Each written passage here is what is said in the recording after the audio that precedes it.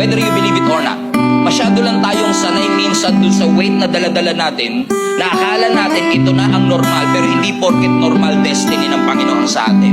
So we all have these baggages in our lives na madalas hindi nakikita on the outside, pero obvious sa Panginoon on the inside. Ang ating pinag-uusapan ngayon, gusto ng Lord na lumaya tayo sa lahat ng mga invisible burdens na atin pong mga pinagdadaanan.